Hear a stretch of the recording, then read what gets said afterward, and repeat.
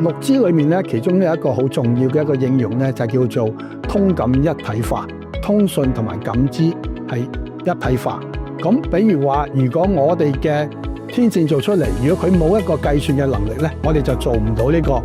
通訊同埋感知一體化呢樣嘢啦。所以我哋希望咧，無論我哋喺芯片又好，或者其他天線嘅器件裏面咧，我哋都可以做一啲計算嘅嘢。咁咧可以令到咧我哋好快速咁知道周邊 sense 到周邊嘅感應到周邊嘅環境係點樣。所以我哋覺得有時我哋做科研嘅時候，我哋未必一定有實質嘅利益，但係我哋響嗰個我哋個過程裏面做一啲好前沿嘅研究，對以後未來可以影響到呢個民生嘅，我哋都覺得呢個係其實係我哋一個好值得驕傲嘅地方嘅。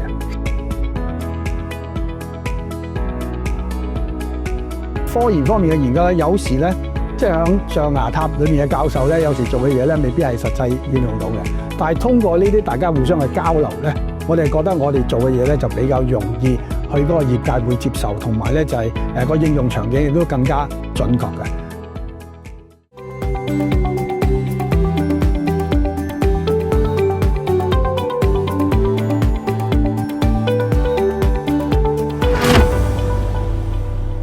陳教授你好，非常感謝你今日接受我哋嘅訪問。其實我哋知道你嘅座右銘係天道酬勤，咁你都出生於一個非常重視知識傳承嘅家庭啦。我哋想知道呢個價值觀係點樣促使你一步一步行上科研之路嘅，同埋點解從本科到博士你都會堅持喺電氣工程呢個領域去做研究呢？我中學嘅時候咧有一個好好嘅數學老師，其實佢係麻省理工電氣工程畢業嘅。咁佢嘅教導咧，令到我對呢個數學好有興趣。咁而呢一個電氣工程咧，尤其是計算電磁學咧，係好需要好多呢個數學嘅知識咧去支撐佢嘅。咁我亦都有幸咧，響大學同埋研究院嘅時候咧，我遇到一啲喺計算電磁學裏面嘅頂尖嘅所謂大師啦。咁我喺佢哋身上咧學到好多嘢，係通過佢哋嘅引領咧，我進入咗呢一個計算電磁學嘅一個領域嘅。咁我讀書嘅時候咧，我哋要經常寫呢啲程式啦，係都要去揾呢啲咁嘅方程式出嚟啦。咁個過程其實好艱巨嘅，我哋以前成日都要咧，即係開捱更抵夜啦，去揾程式裏面嗰啲 bug，揾佢出嚟，咁先至可以解決呢個問題。咁所以喺呢度咧，我哋覺得如果我哋唔努力去做呢啲事情咧，我哋唔會學得好嘅。咁所以呢一度咧，我係覺得天道酬勤係重要嘅。我哋知道你喺美國讀完書啦，讀完博士之後咧，喺華盛頓大學係獲得咗終身嘅教職，係教咗好幾年嘅書嘅。咁點解到咗1996年你會選擇翻到嚟香港咧？喺美國攞到咗一份咁好嘅工作嘅呢個背景底下，1996年嘅時候我翻嚟香港咧，係基於咧我係希望親身見證到1997年嘅香港嘅回歸嘅。咁預備咧打算咧係1998年嘅時候咧就翻美國華盛頓大學噶啦。我響城市大學呢嗰2年嘅時候咧，響我哋啲同事咧係非常之友善，而家大家咧好多方面咧都可以合作。咁而我哋嗰陣時嘅研究條件咧就非常之好嘅。咁我哋覺得如果我哋大家共同努力咧，響短時間嘅未來咧，我哋就可以建立一個非常強大嘅一個響應用電磁學方面一個團隊。咁結果咧，我就留低咗喺香港繼續工作啦。咁泰克茲同埋毫米波國家重點實驗室咧，其實係香港首間工程領域嘅國家重點實驗室。可唔可以介紹一下泰克茲同埋毫米波？好多人唔清楚佢哋嘅區別同埋主要應用嘅方向係點樣嘅咧？毫米波同埋泰克茲咧，其實佢係兩個唔同嘅頻段，喺呢個電磁場頻譜裏面嘅兩個唔同嘅頻段嚟嘅。咁本質上咧，其實佢哋係冇乜分別嘅。咁但係要做呢一啲咁嘅唔同頻段嘅器件嘅時候咧，佢哋需要用嘅材料唔一樣，佢哋需要嘅工藝係唔一樣，而佢哋呢啲咁嘅頻段呢個電磁波同呢一個我哋物質相互嘅作用咧，亦都係唔一樣嘅。咁所以咧，佢哋咧係應用嘅時候咧，有唔同嘅應用場景嘅。咁總括而言咧，我哋可以話毫米波咧係可以應用響 5G， 而呢一個泰克茲咧個頻率更高嘅時候咧，就會應用響第時嘅未來嘅 6G 同埋或者後 6G 咁嘅方面嘅。因為過完5G 之後，我哋一定有6G 啦。咁過完6G 之後，可能會有第7G、第8G 啦。咁所以我哋咧就喺一個大學裏面嘅科研咧，我哋應該走到最研究嘅最前沿嘅。咁所以咧，我哋嘅研究咧係會喺嗰個高頻率嗰度更加去提供嘅。而當頻率越高嘅時候咧，佢個波長咧就會越細。咁嗰啲儀器咧，亦都係需要特別嘅精密嘅。咁我哋喺呢一方面咧，通過呢一個科技部啊、香港政府嘅研究資助局啊，同埋創新科技署咧，對我哋有好多嘅支持。咁我哋通過佢哋嘅支持咧，我哋可以有一啲全球非常之一流嘅設備去做我哋嘅科研嘅。比如話，我哋陸桂民教授發明嘅 L 型探針，同埋呢一個磁電偶極子天線咧，其實呢一個咧係非常之具有影響力嘅，全球都有具有影響力嘅。但係呢個發明咧，大約已經係20年前到發明噶啦。咁我哋有啲專利咧係已經過咗期噶啦。咁但係咧，依家就好多企業就開始用咗呢啲咁嘅科技咧，去用喺一啲我哋一般人生活裏面嘅通訊嘅設備裏面。所以我哋覺得有時我哋做科研嘅時候，我哋未必一定有實質嘅利益，但係我哋響嗰個我哋個過程裏面做一啲好前沿嘅研究，對以後未來可以影響到呢個民生嘅，我哋都覺得呢個係其實係我哋一個好值得驕傲嘅地方嘅。咁我哋發射一個信號咧，啲電磁場咧就照落去呢一個我哋叫做目標裏面啦。咁呢個目標就會反射啦。咁我哋通過呢個接收機咧，就去測試佢反射唔同嘅方向啊，唔同嘅地方咧，我哋可以掃描佢。我哋以前傳統咧用一個即係俾你向一個地方咁嘅掃描咧，咁你唔知呢個波都係咪同一時間出嚟嘅？但係你同一時間掃嘅時候咧，佢就同一時間出嚟。呢個係其中一種咁嘅應用。我哋都知道你哋同東南大學係會有一直有合作嘅，做呢個泰克斯神經網絡啦，同埋一啲創新嘅天線嘅技術嘅。咁你覺得呢啲創新研究嘅成果可以點樣助力 6G 通訊技術嘅進步咧？6G 裏面咧，其中有一個好重要嘅一個應用咧，就叫做通感一體化，通訊同埋感知係一體化。咁比如話，如果我哋嘅天線做出嚟，如果佢冇一個計算嘅能力咧，我哋就做唔到呢個通訊同埋感知一體化呢樣嘢啦。所以我哋希望咧，無論我哋喺芯片又好，或者其他天線嘅器件裏面咧，我哋都可以做一啲計算嘅嘢。咁咧可以令到咧我哋好快速咁知道周邊 sense 到周邊嘅感應到周邊嘅環境係點樣。比如話，當一個消防員去到一個火場裏面，佢以前咧佢淨係用一個對講機可以同大家其他嘅隊員去通訊啦。但係佢喺煙幕後面咧，佢見唔到啲有咩人喐啊或者咩㗎。咁但係通過呢個通感一體化咧，其實佢可以感知到周邊嘅環境。咁對於佢嚟講係安全好多噶啦。所以通感一體化咧，另外一個應用場景就係當我哋做呢個自動駕駛嘅時候，如果我哋知道周邊嘅嘢，有時係可以用光學嘅方式睇，有時係光學係未必係最好嘅。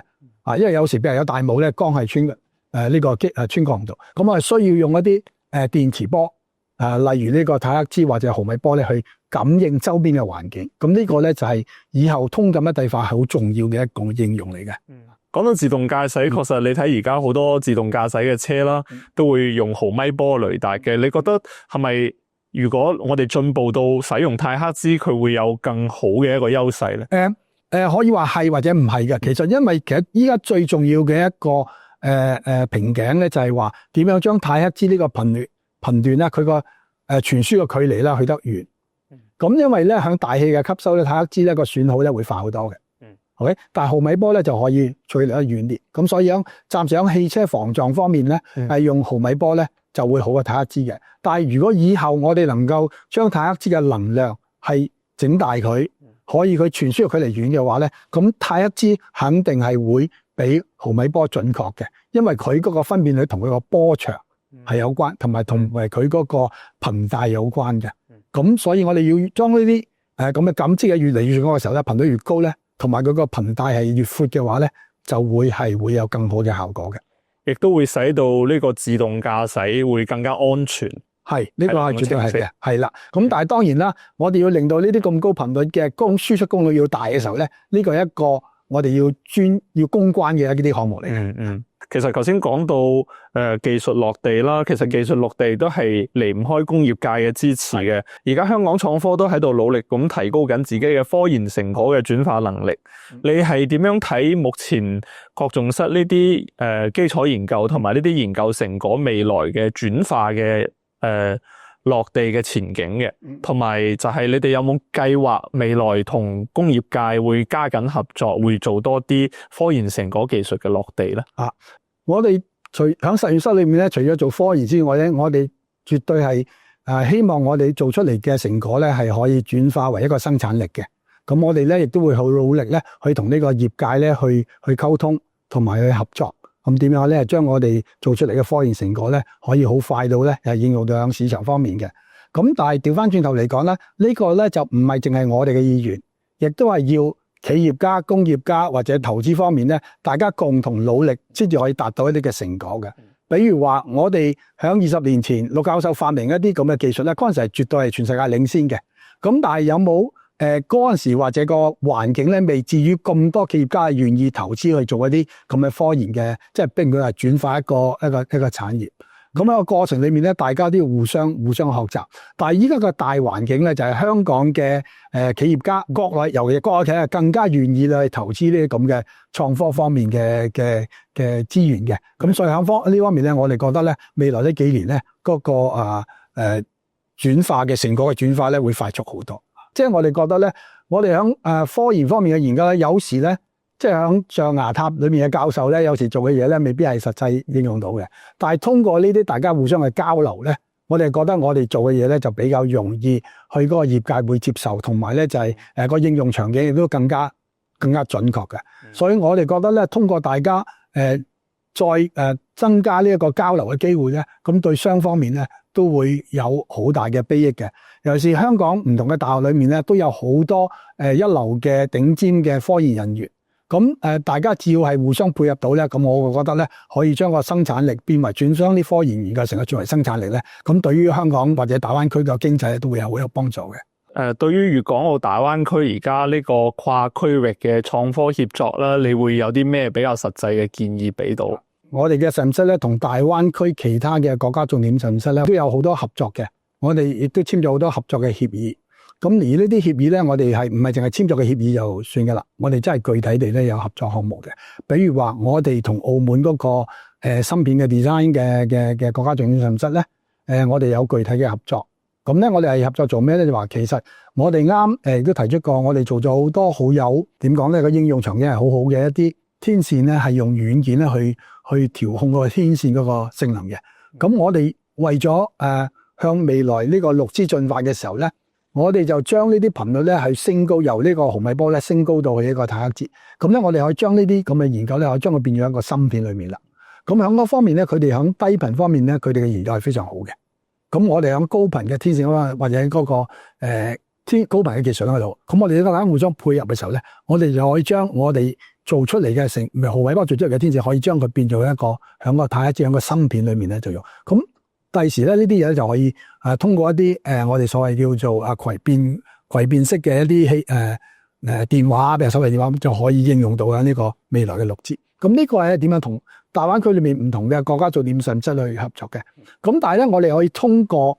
深圳同香港嘅合作，廣東省同香港嘅合作咧，通過呢啲唔同嘅項目咧，我哋再透過相關嘅公司，譬如話深圳嘅公司、廣東省嘅公司咧，咁大家共同申請呢個項目，咁而家大家